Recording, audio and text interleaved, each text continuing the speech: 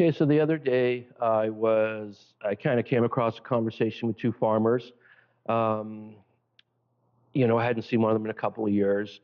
And so I stopped to chat. And, I guess like with everybody that gets together nowadays, suddenly the conversation turns to like the cost of food.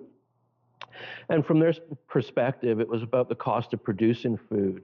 And are they going to price themselves out of the market? uh, which is a fear they have. Now, these two farmers, I mean, they pay their staff well above industry average. They farm at a level that's much higher than most places. The product that they produce is vastly superior to most other places. But how do you quantify that to people? And how do you explain that to people? And, it kind of, took me way back to the seasonal 56 when the biggest fight we would have constantly is everybody at that point in time was saying, "Oh, I'm farm to table," or "I buy local," and you would get customers come in and like, "Well, why is your chicken $30 and Cactus Club's only 24?" And they buy local and they've got the farm name and whatever, whatever. And it used to drive me nuts. I could just not let it go, right? And I wasn't good. Well, I wasn't really allowed to interact with the customers because back then, maybe I didn't quite have the filter I should have.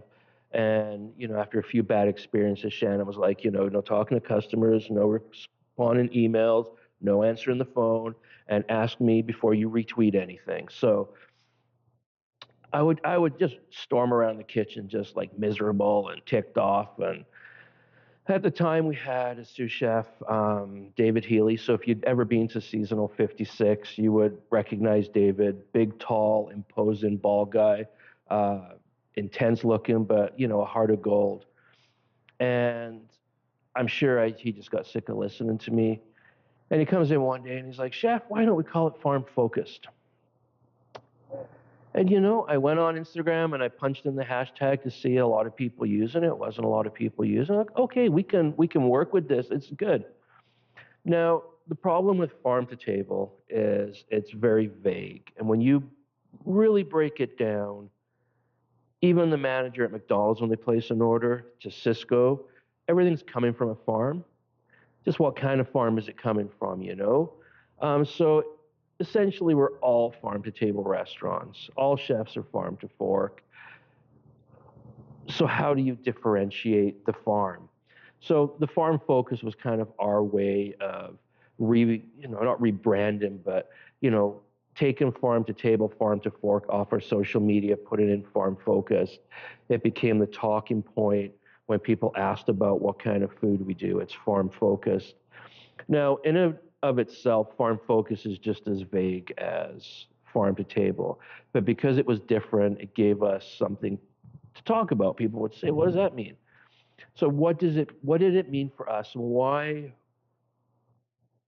is what we do different, and why does it cost a little bit more? And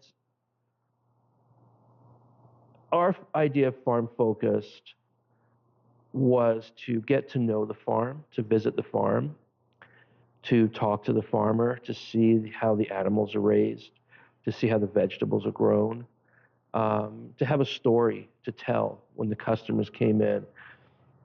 Anybody can go on these order sheets and just order, oh, it's got a farm name or it's Fraser Valley potatoes, whatever, whatever. We knew every dish, everything had a story to it. There was a person behind that. There was a whole bunch of people behind that. It was the farmer, the people that worked there. So it was very much a big part of what we did was going to the farms and visiting. And then it was also, seeing the practices, how they kind of worked their businesses. Was it in line with what we did? And it was about promoting not just the farm, but the farmer themselves. And if you'd been to the restaurant, you would have known we had a lot of pictures around the dining room of the farmers we dealt with.